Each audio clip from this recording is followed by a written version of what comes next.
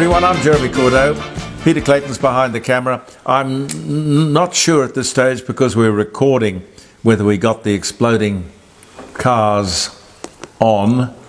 I'm just a little nervous about why Facebook would want to start censoring stuff, because we've been doing these courts of public opinion for 2-3 years? At least 2 years. At least 2 years. Yeah. And we've sailed through with some pretty controversial stuff too. But anyway, you never know. We'll find out though. We'll find another way of getting it to you if we can't. Oh dear. Catching up with a couple of things. I was tackled on something I said on the live streaming show on Friday last.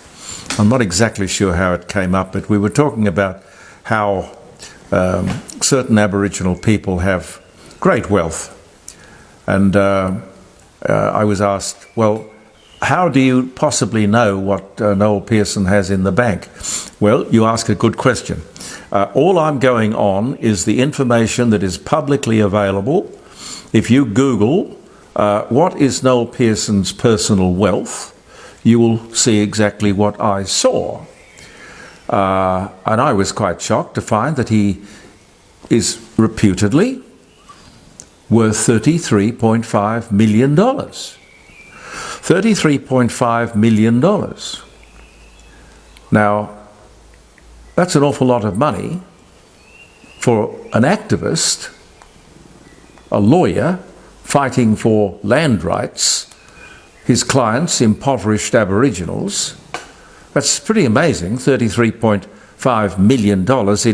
He's not an elderly man.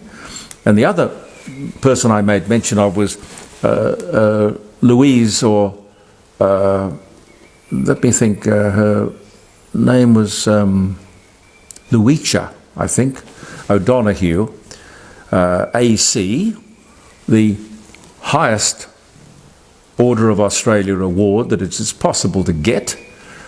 She possesses a CBE, that's a Commander of the British Empire, a DSG, a person from the Pitjantjatjara lands, a person from the stolen generation.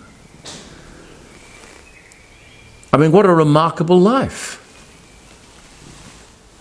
Now, she was the head of ATSIC, which was dismantled, and it was, well, what can I say?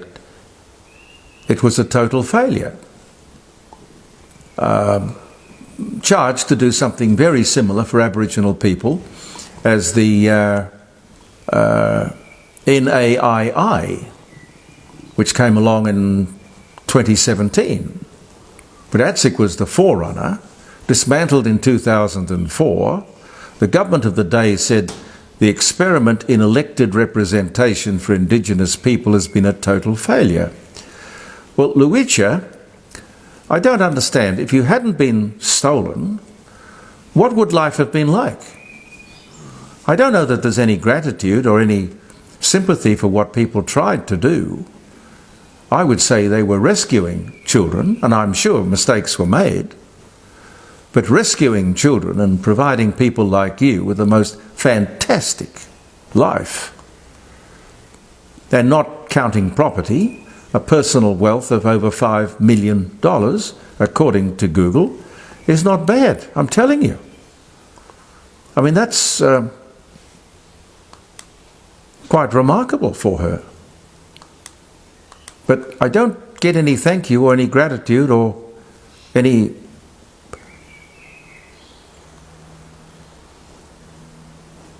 I don't know what I'm looking for even. I suppose just a nod and a wink would do. By the way, a few weeks on from the referendum, there's a massive division, I don't know if you heard about this, over the wording of a joint statement on the result of the referendum. This is, of course, exactly what would have resulted if the Voice had got up, 400 different tribes and languages, no written language of course, different priorities, different agendas, different values.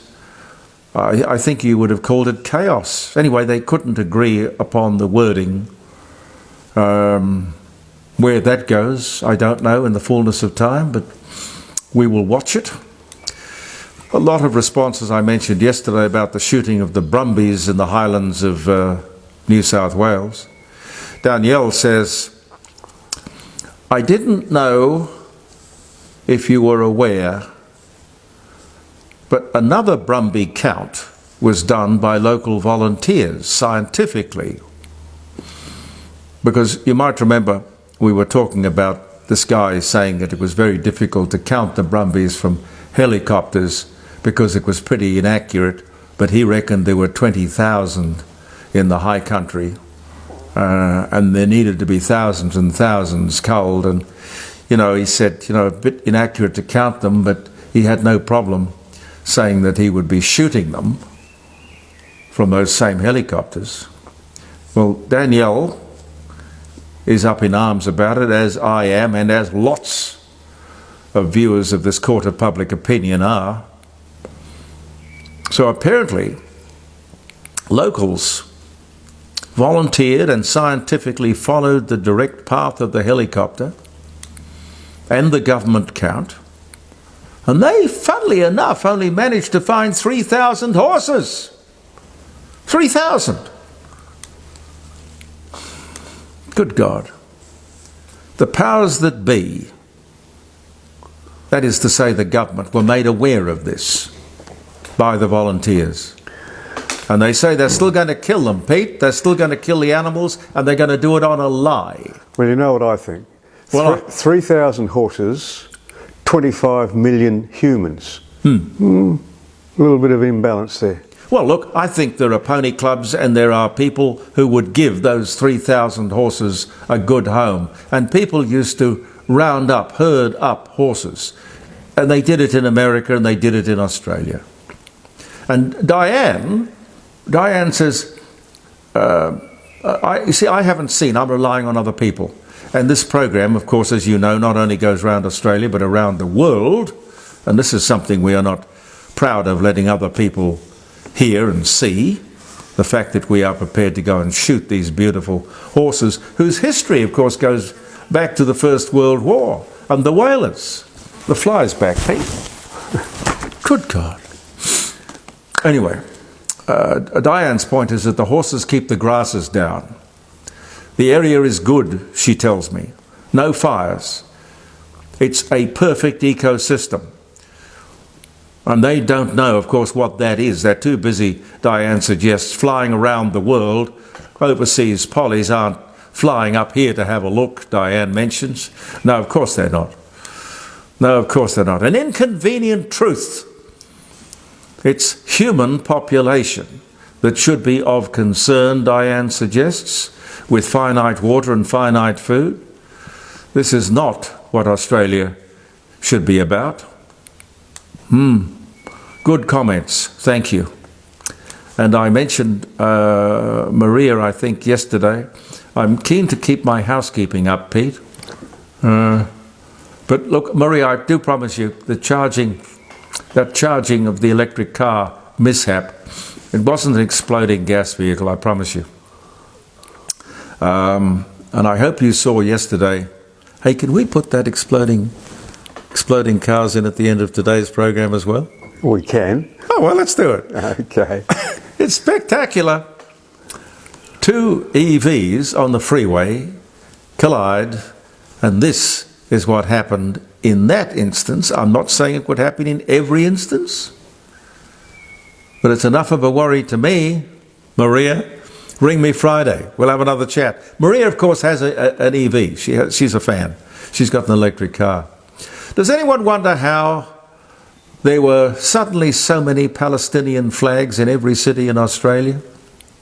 Boom, there they were, everywhere. How? Where did they all come from? You know, I'm a very proud Australian, and I don't know where I would find an Australian flag. I mean, I've got one on the flagpole in front of the house, but I don't have those sort of. But they all looked new. They all looked like they had been straight out of the flag shop delivered box. Don't know what's going on there. And now we have all the living former prime ministers signing a letter of support for Israel. Yeah, I'd sign it too. One exception, of course, Paul Keating. That would be right. He reckons that the letter that they all signed and agreed to, which I thought was a very good letter when I read it, was the work of Zionists. Now, my understanding of the word Zionist, correct me if I'm wrong, is Zionist is somebody who believes in a Jewish homeland. So bloody what? Right? I don't know. Francis Nelson QC, chair of the Parole Board of South Australia, is going to be a guest at the dining room table tomorrow. And this came up because I don't know, Pete, what was it? We were talking about those two 14-year-olds who allegedly started the fire in Woolworths and not only burnt Woolworths down, but all the surrounding shops, and God knows what inconvenience, damage and expense that's cost to that community, that lovely little village of Stirling, I don't know. But I was thinking out loud about things like parole and people getting bail. Anyway, I rang and bless her heart, we'll be graced with a visit tomorrow at the dining room table, 9:30. A remarkable lady, Frances, a remarkable lady, King's Counsel, and she's been in the chair of the parole board for 40 years, I think, 40 years. Anyway, she's got some very interesting stories to tell. The CommBank State of the States, which is CommBank meaning the Commonwealth Bank, CommBank State of the States, they bring out a kind of a ratings thing every month. Victoria has come away from the back of the pack to leading the pack. Yeah. Victoria has become the leading economy in the country. God! With that debt hanging over their head, and Chairman Dan, the hangover from Chairman Dan, I can't believe it. Anyway, South Australia is the next up there as a good performer economically. The cellar dweller is the Northern Territory, and the second worst economy is the ACT. Well, I'm kind of not surprised about that, because what do they do? What do they produce apart from hot air and trouble? What do they do? I mean, how could they even have an economy, I wonder? Beyond me, pardon me. Speaking of the Northern Territory, Four Corners had a story about the private security guards who have been hired to keep the streets clear, keep the peace, law and order. The focus for these patrols will be the people who are creating trouble. And if that happens to be Aboriginals, drunk or sober, well, so be it. It's not racist. It's just street maintenance. It's not that the Aboriginals are being sought out or picked on, but the ABC will, of course, have that, as they did on Four Corners, as their story. My advice to those people on the streets of Darwin, and for that matter, every country town in New South Wales, it would be the same advice I would give to my own children and indeed to myself. Don't be there. Don't be there. But overwhelmingly, it is the booze. And it's the same problem, as I say, in every outback town in Australia. Or, if you don't want to hire private security guards, you have to keep the police out of it. I think that's probably wise, or at least diplomatic. If you don't want to do that, you can do what they do here in South Australia, in Adelaide. Just leave people lying in the street. Any afternoon you can walk down North Terrace just in front of Government House near the War Memorial. Is that a good idea? The restricted cashless credit card was, I think, a very good answer, and it was working. A good idea. But Labor didn't like it. Discriminatory! Well, a lot of things are discriminatory. But it just happened to discriminate in the favour of countless thousands of Aboriginal people. Okay, so back to square one. The only other way would, of course, be to ban the sale of alcohol to everybody, or ban the sale to Aboriginals, but that would be racist. The other way, of course, is to hire people to keep the streets clear and safe. And that's what some in the Northern Territory are doing. Jeremy, can I just mention something? Sure. It's maybe a bit different, but a couple of days ago a Caucasian died in a police pursuit, fell from a balcony or something, I think. Yeah. That's considered a death in custody, but no story about that. I don't know if somebody dies while the police are in pursuit, if they haven't put the person in custody. That's considered a death in custody. Is it? Yes. Oh, okay, right. Well, I didn't know that. If the police are chasing a car, Yeah. and the car is an accident and someone's killed, that's a death in custody. Well, gee whiz, I didn't know that. Yeah, I thought they actually had to absolutely. stop you, put the cuffs on and read you the rights. No, but as I say, this was a white person. There's no big hoo-ha about death in custody in that case. But Yeah. white people die in the same situation as the black people. Yes, well, this is what we've got to get away from, which is this apartheid thing where there is a separate set of rules for black people and a separate set of rules for white people. We have to have a country with one set of rules under one rule of law, one flag, one system of government that everyone respects, set of laws that everyone knows clearly how to follow. And if the moment you start going around rearranging things and trying to do better, as I've often said to you, the road to hell is paved with good intentions. I don't doubt for 1 minute that these people who are trying to fix the world mean well, but it won't end happily.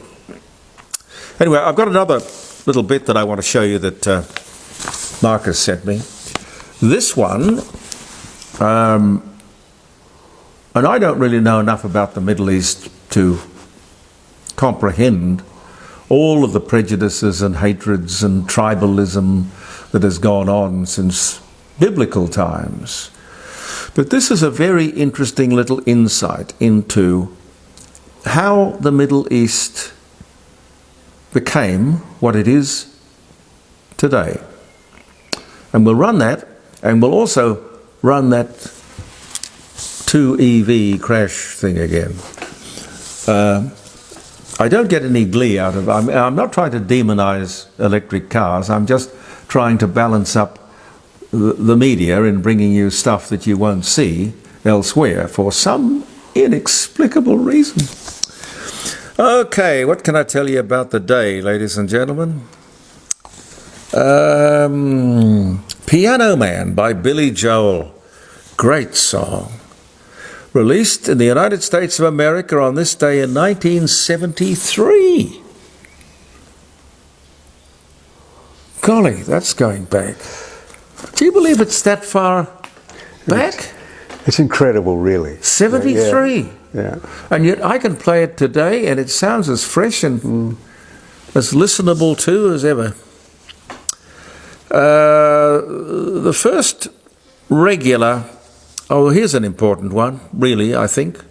1922, on this very day, the first regular air service of Queensland and Northern Territory Aerial Services Limited, Qantas, started from Charleville to Cloncurry. Now, you know, Pete, What? that's the equivalent of jeremycordeaux.com Oh, from the dining from room the dining room table. Yes. Little tiny beginning. From an acorn, from an acorn and oak From a little tree acorn. grows. Yes, there shall grow. And I promise you this, we are not going to muck it up by hiring an Alan Joyce. No. Sherry Height was born in St. Joe, Missouri, 1942. I remember Sherry Height. She was a sexologist. She was great fun to talk to. We used to have her on the program regularly. I don't know what our elderly audience thought. Maybe you should get her back. Oh, look, yes. Well, yes, it's a thought. Burt Lancaster was born in New York City. Says that he doesn't own a suit. Wow. He was born in 1913. Well, Burt Lancaster wouldn't be around today, clearly. Melbourne Cup was won by New Zealander, or New Zealand-bred mare, Light Fingers. Bart Cummings. The Melbourne Cup was won by New Zealander, Light Fingers, and that was in 1965. Haile Selassie was crowned the Emperor of Ethiopia, 1930. Well, he was a despot and he was a dictator, but my God, he ran a tight ship. You didn't have the kind of troubles back in Haile Selassie's day in Ethiopia that you have today. In fact, I don't think it's even called Ethiopia. Don't know what it's called. These places changed their name like I changed my T-shirts. Strange. Midnight Oil was at Memorial Drive in 1984. Jimmy Carter was elected president in America, 1976. Ken Rosewell was born in Sydney in 1934. Bruce Welch, I liked him. One of the Shadows. 1941. All that Shadow music and Cliff Richard music still stands up well today. Yes. I'll have some Cliff Richard and some Shadow music from the dining room table tomorrow, 9 o'clock till 12. Tune in. Good fun. And Alan Jones, no, not the broadcaster, the Grand Prix driver, won his first race. It was a go-kart competition. He was 7. He went on to win the Formula One World Championship in 1980, but back in 1946, he was born on this day. Okay, now, here's a little snapshot of the Middle East and what's going on there. It's only 5 minutes long. And thank you, Marcus, for sending it to me. And then we'll show you the 2 cars getting intimate on the freeway. It's no laughing matter, of course. It would be very expensive from the insurance company's point of view. Thank you for viewing the Court of Public Opinion. Do join me tomorrow morning at 9 o'clock. Pete and I will be back Monday here in the garage, but live streaming tomorrow from the dining room table. jeremycordeaux.com. Tune in. Believe in yourself, and goodbye for now. Why does the left hate Israel? On the surface, it doesn't make sense. Israel is a liberal democracy. It extends full rights to women, to gays, and to its many Arab citizens. Like all countries, which are made up of flawed human beings, Israel is flawed. But compared to most countries, not to mention its neighbors, it is a civil rights paradise. So why does the left hate Israel? The reason is that the left, and as I always emphasize, I am talking about the left, not about liberals, is not guided by a moral compass. It is guided by 3 other compasses: a power compass, a race compass, and a class compass. Let's begin with the power compass. Instead of evaluating people and nations on the basis of right and wrong or good and evil, the left evaluates them on the basis of weak and strong. If you're weak, you're good. If you're strong, you're bad. Israel is strong, therefore it is bad. America is strong, therefore it is bad. The Palestinians are regarded as weak, therefore they're good. When you're guided by a moral compass, you don't ask who's strong and who's weak. You ask who's morally right and who's morally wrong. 50 years ago, Israel was not a big issue for the left. Why? Because it was perceived as weak.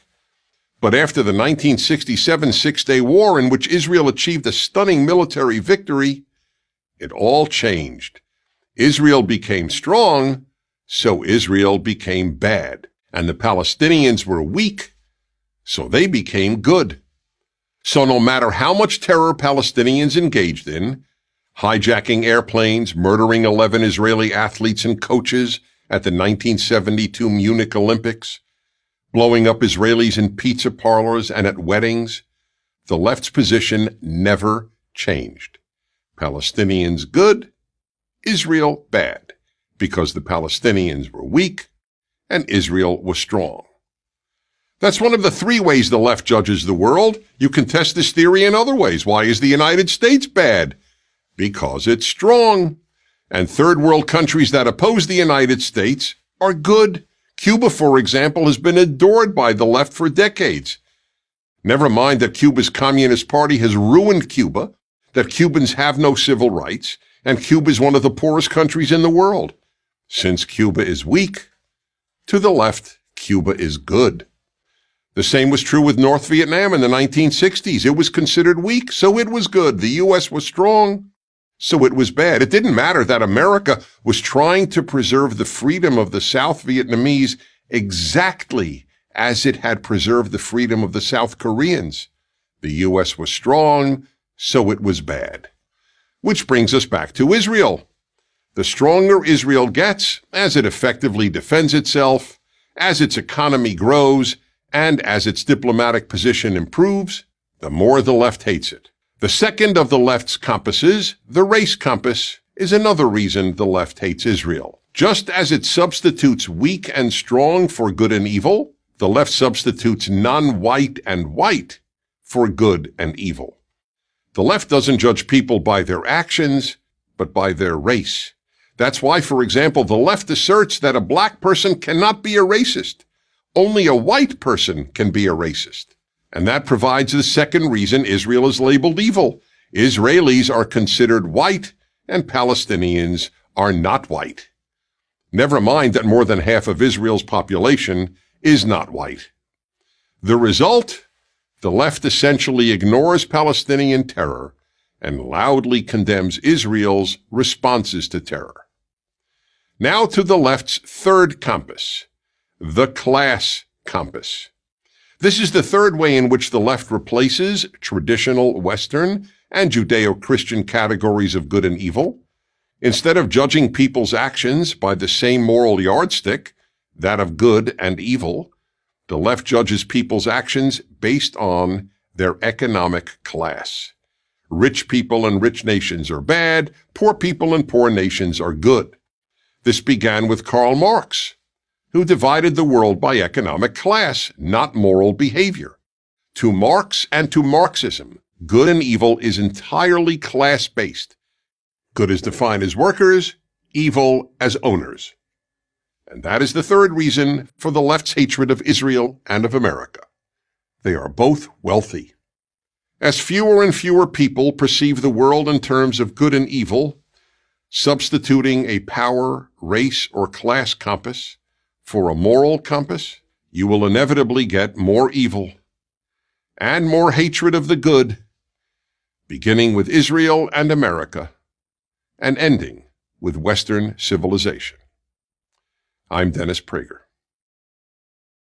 Thank you for watching this video. To keep PragerU videos free, please consider making a tax-deductible donation.